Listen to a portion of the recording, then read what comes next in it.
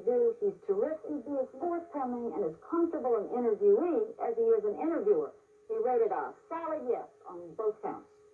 And now, ladies and gentlemen, here's Johnny. There are no chauffeured limousines for the corn-fed Nebraska boy who started his career at 14 with a magic act.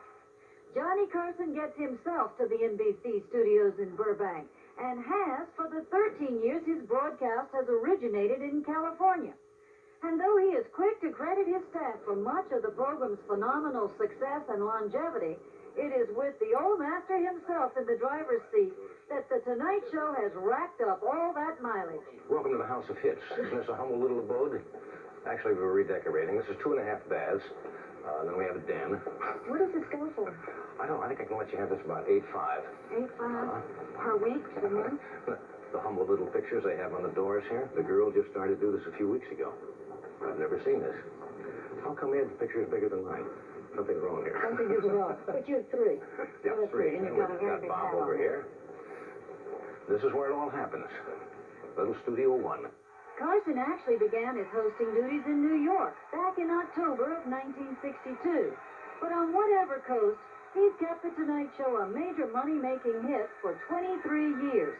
Monday night, NBC will celebrate that anniversary with a 2-hour special, showcasing their star as humorist and actor, and as a musician, shown here playing percussion with Benny Goodman.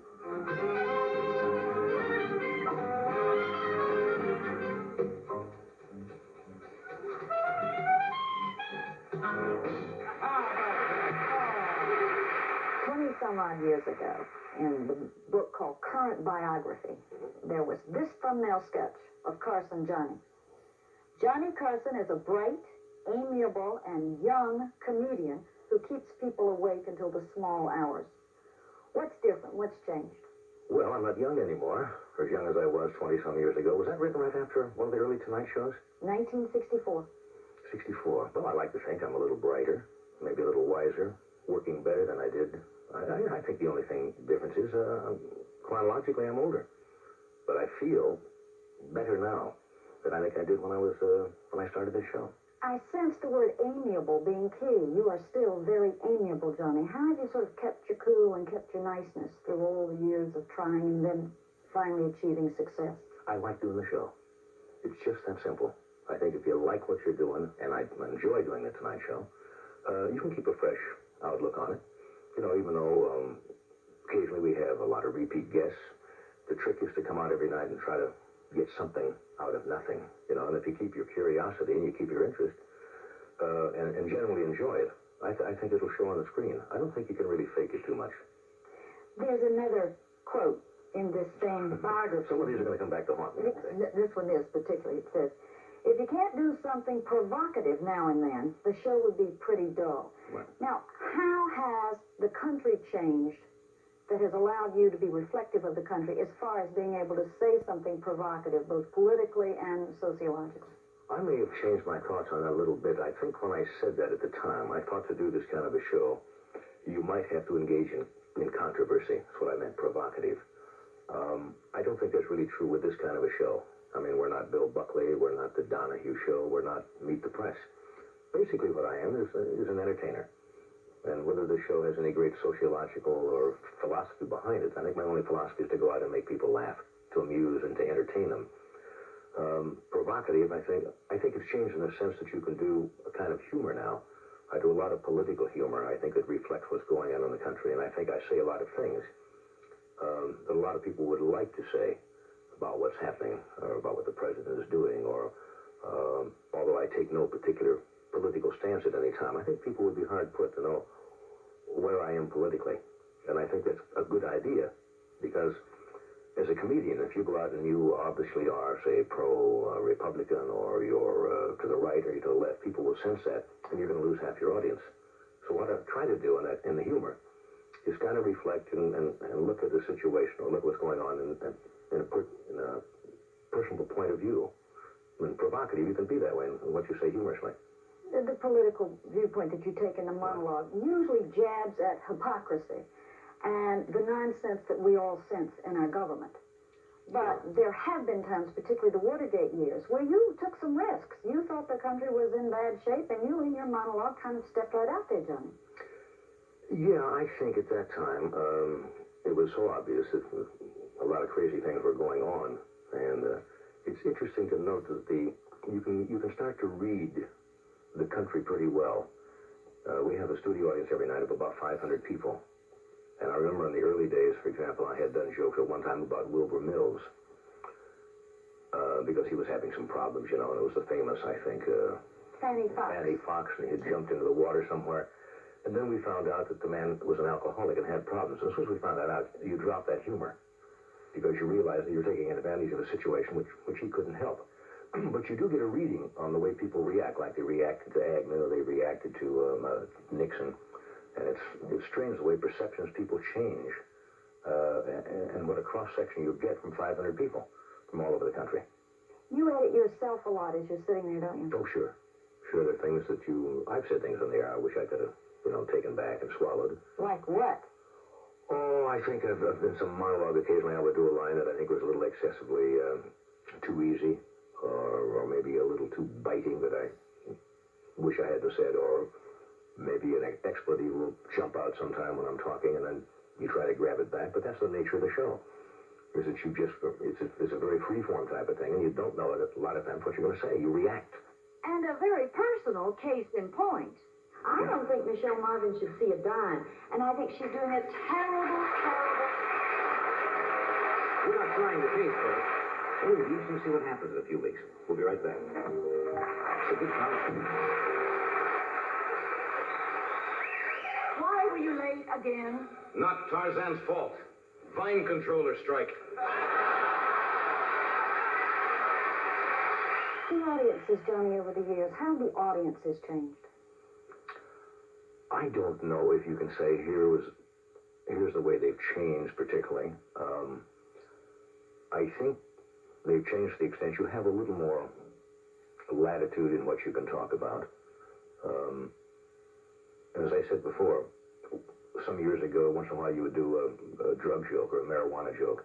That really is kind of out now because the problem has become so monumental in the country that those kind of jokes really aren't funny anymore.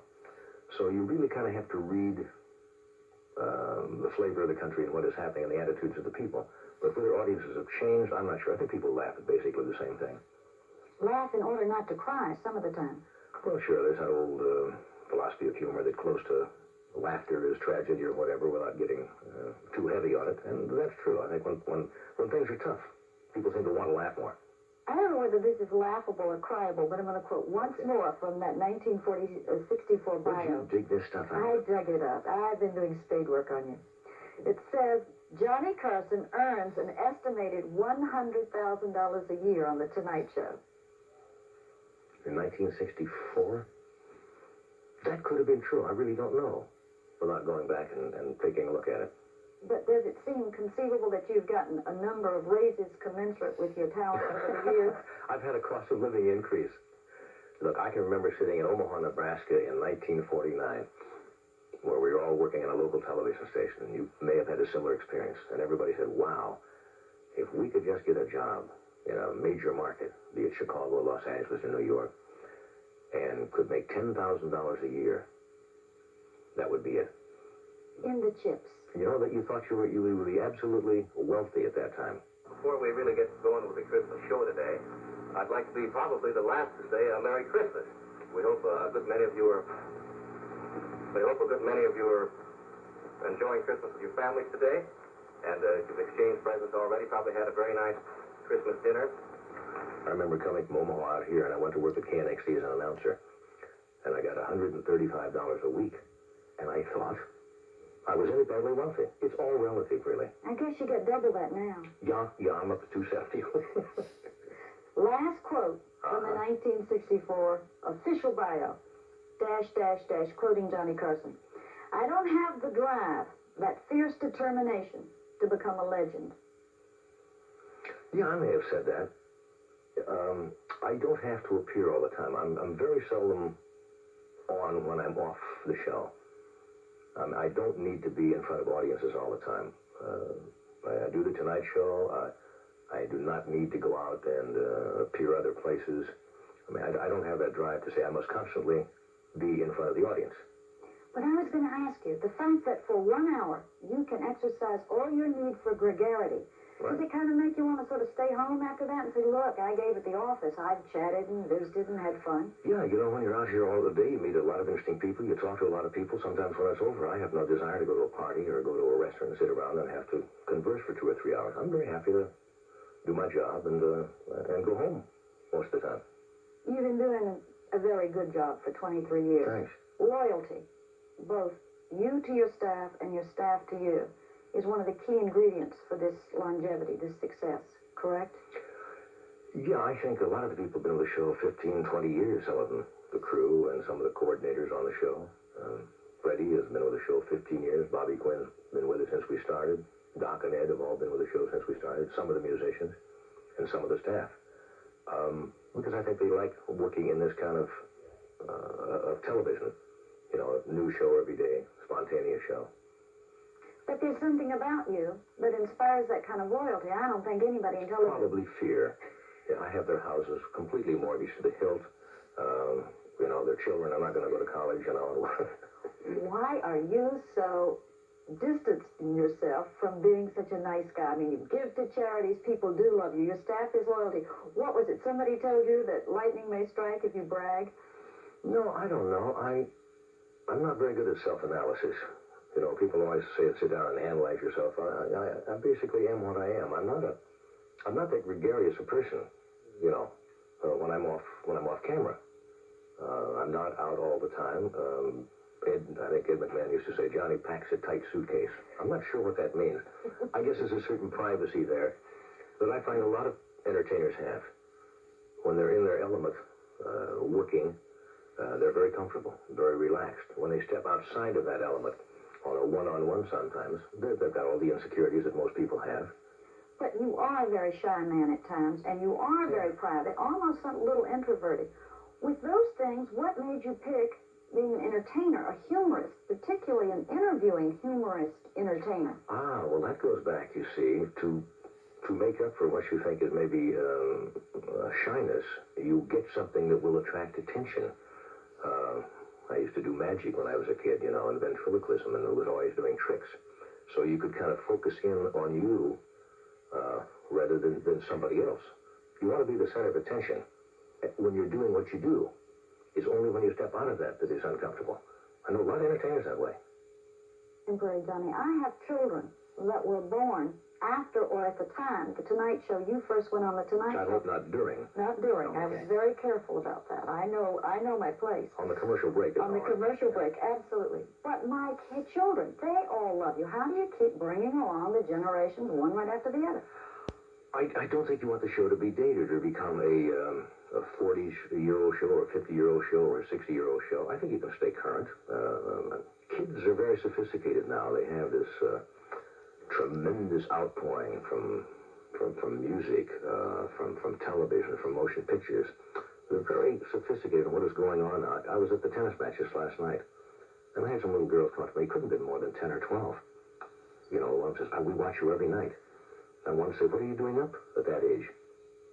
Grant Tinker just said when he renewed your contract at considerably... Did he renew my contract? He renewed your contract, Johnny. I'm here to tell you that. At considerably more than your $1,964,000 a year.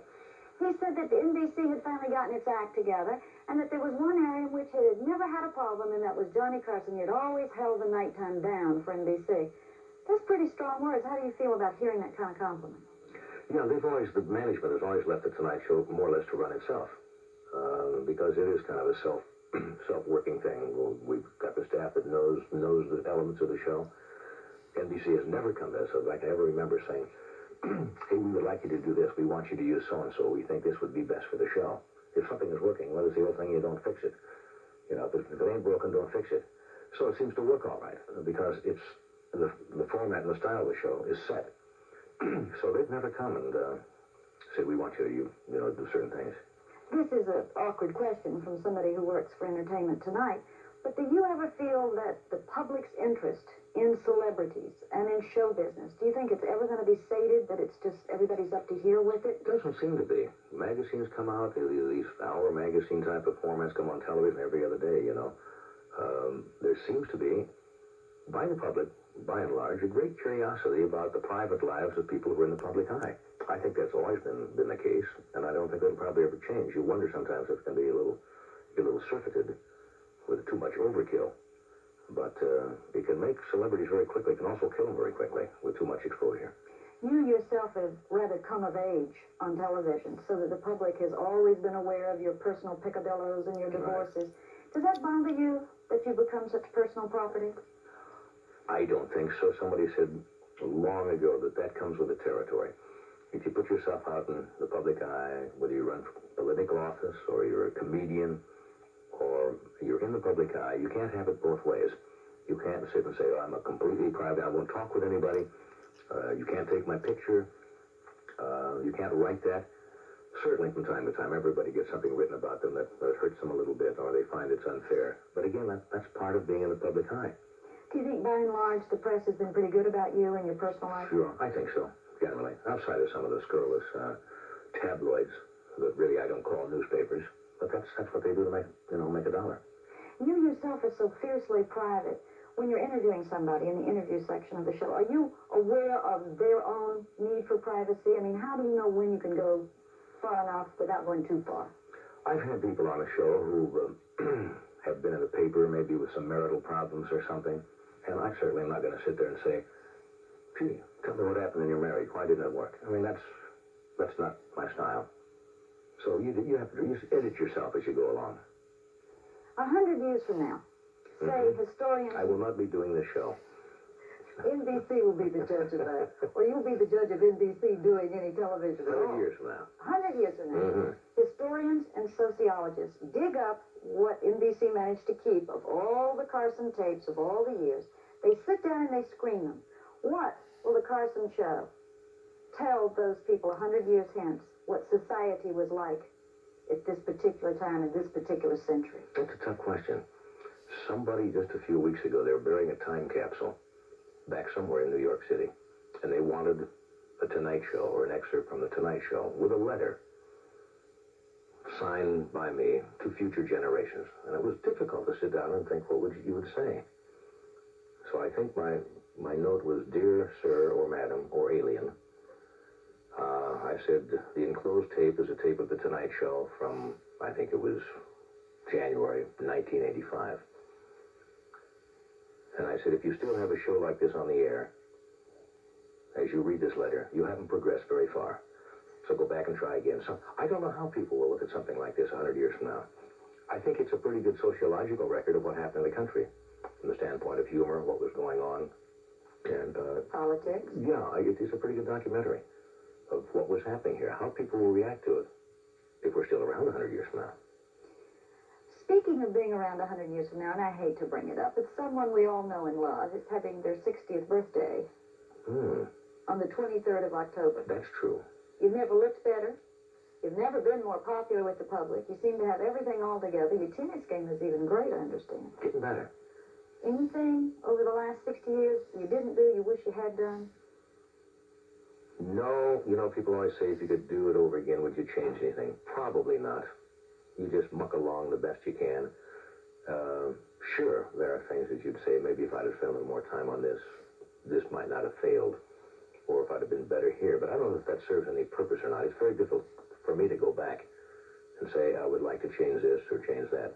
As far as having done anything, no. There are a lot of things that I think I'll still do. As I said, I feel better now than I did 20, 25 years ago. I was getting ready to say, I don't really know what the definition of happy is, but you seem to approximate it as good as anybody I know. Is that true? I don't think you go around looking for happiness. You know, everybody says, what do you want? I want to be happy, whatever that means. You know, people are probably more unhappy than they are, quote, happy all the time. Happiness is kind of a byproduct. If things are going well and you enjoy what you're doing and you have friends, you've got some closeness with somebody, that's kind of an extra little thing that comes your way. But I don't think you go out looking for it.